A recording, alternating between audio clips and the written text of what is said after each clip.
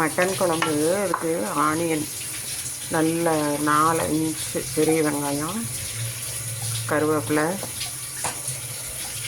எல்லாம் போட்டு எண்ணெயிலேயே நல்லா வதக்கணும். செம்மையாக வதக்கணும், செவக்கிற அளவுக்கு. அப்புறம் கொஞ்சம் மல்லித்தழை,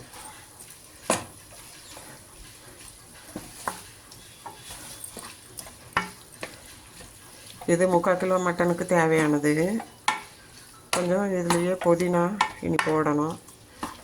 வணக்கும் போதே எல்லாத்தையும் போட்டு அது நல்லா சுருளாக வதக்கணும்.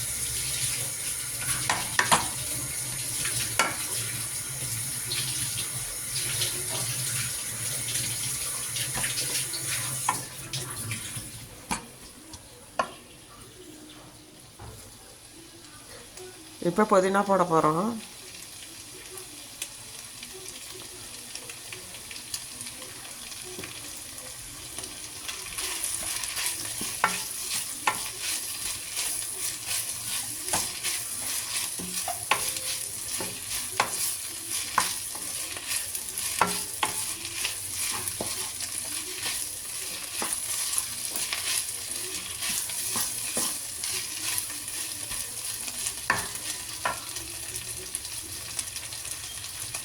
இதோட நம்ம சேர்த்து போகிறது ஆச்சி மசாலா தூள்.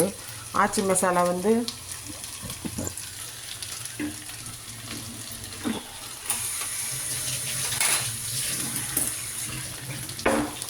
கடைசியாக இது நல்லா செவக்க வறுத்து இறக்குறக்கு முதல்ல ஆஃப் பண்ணி ஒரு கிளறி இது பண்ணணும்.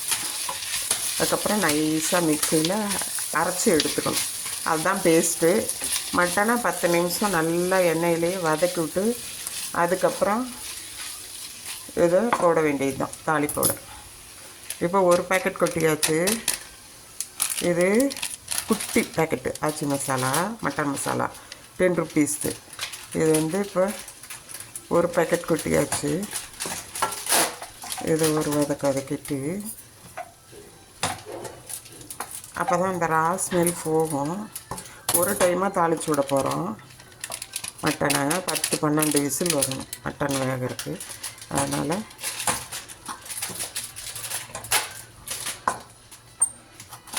இப்போ இந்த குவான்டிட்டிக்கு 3 பேக்கெட் போடுறாங்க. 3 பேக்கெட் 10 ருபீஸ் மசாலா தூள் 3/4 கிலோவுக்கு, அதாவது 1/4 கிலோவுக்கு 10 ரூபா. இதுதான் கணக்கு. அதுலேயே எல்லா மசாலாவும் இருக்கும், நம்ம எதுவும் எக்ஸ்ட்ரா ஆட் பண்ண தேவையில்லை. வேணும்னா பிரியாணி இலையும் கொஞ்சம் பட்டையும் போட்டுக்கலாம்.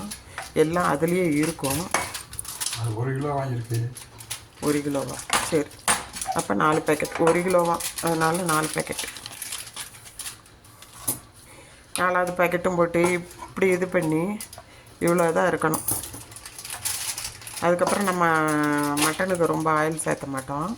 இது ஒரே குழம்பு அப்படியே 12 விசிலுக்கு விடுறது தான், எந்த தாளிப்பும் இல்லை. ரொம்ப சூப்பராக இருக்கும். தேங்காய் அது இது எதுவும் போட தேவையில்லை. வெறும் இவ்வளோ தான். பெரிய வெங்காயம் தான் ஃபுல்லாக ஒரு 5 வெங்காயம் இருக்கும். பெரிய வெங்காயத்துலேயே 5 வெங்காயம் 6 வெங்காயம் பெரிய சைஸில் நறுக்கி போட்டு இது போல். இது இனி ஆறணும்.